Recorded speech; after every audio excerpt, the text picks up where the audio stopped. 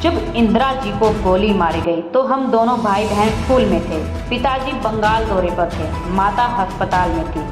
7 साल बाद मेरे पिता के साथ भी वही हुआ, लेकिन मेरी इस देश में आस्था और देशभक्ति कम नहीं हुई। जब हम अपनी पीढ़ियों की बात करते हैं तो हमारी आलोचना करने वाले परिवारवाद की बात करते हैं। ये परिवारवाद नहीं, ये देश के प्रति एक भक्ति है जो टूट नहीं पा रही है। कि कल इंदिरा जी की पुण्यतिथि है। मुझे एक छोटी अपनी बात याद आई। मैं 12 साल की थी। उस दिन सुबह 9 बजे 8 बजे मैं स्कूल जा रही थी, तो हम लोग इकट्ठे रहते थे। दादी के पास गई। स्कूल में एक प्रतियोगिता थी, उसके लिए मैंने दादी का एक झोला रखती थी, मैंने उनका झोला मांगा। नाटक की प्रतियोगिता थी।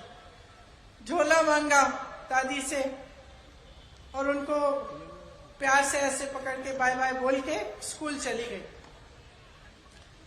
तकरीबन 2 घंटे बाद हमें स्कूल से लेने के लिए सुरक्षा कर्मी आ गए। गाड़ियों में रखा, बिठाया। काफी इतने सारे सुरक्षा कर्मी मैंने जीवन में नहीं देखे थे। अचानक हमें घर ले गए। हमें मालूम नहीं था, राहुल को और मुझे, कि क्या हुआ। मैं 12 साल की थी, वो 14 साल का था। घर आए, गाड़ी से उतरे तो जमीन पे खून के बड़े बड़े धब्बे थे। उस समय हमें मालूम नहीं था कि हमारी दादी का खून था जो उस मिट्टी में मिल चुका था। अंदर गए, माता पिता नहीं थे। पिताजी दौरे पे थे, बंगाल गए हुए थे। माताजी दादी को लेकर अस्पताल गई हुई थी।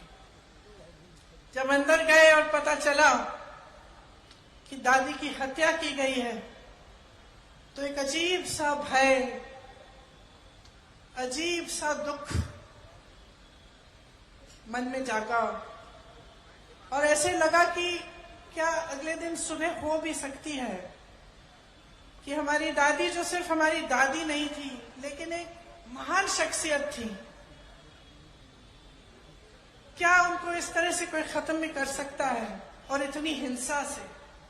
और अक्सर मैं सोचती हूं कि इतनी हिंसक घटना घटी हमारे साथ। हमारी दादी मां समान थी हमारे,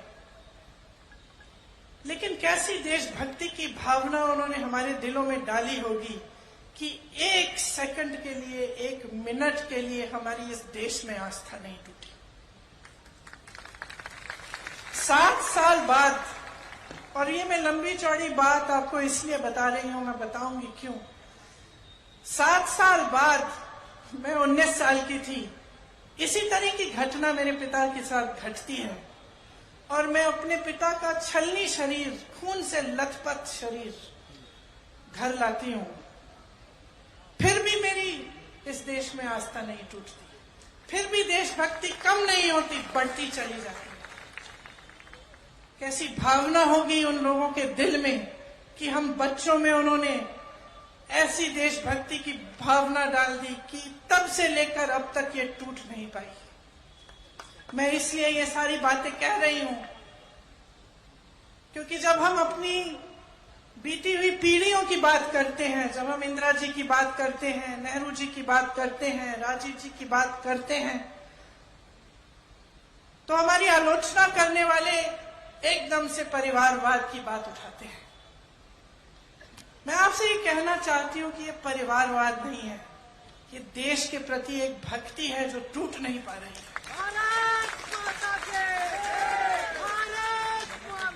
और ये एक श्रद्धा है दिल में आप सबके लिए, आपके लिए जो आप यहाँ बैठे हैं, मेरी बहनों आपके लिए, मेरे भाइयों आपके लिए, जो इस देश का किसान है उसके लिए, जो दिन रात एक करता है उस खेती के में से कुछ बनाने के लिए, उपज करने के लिए, हमें खिलाने के लिए, जो अन्नदाता है इस देश का, उसके लिए आस्था है। जिसका बेटा जवान बनके सेना पे तैनात होता है हमारे लिए, जो मेरी दादी की तरह, मेरे पिताजी की तरह इस देश के लिए अपनी जान देने के लिए तैयार होता है, उसके प्रति आस्था है। और ये कुछ भी कह लें, कुछ भी कर लें, ये आस्था कभी नहीं तोड़ पाएंगे।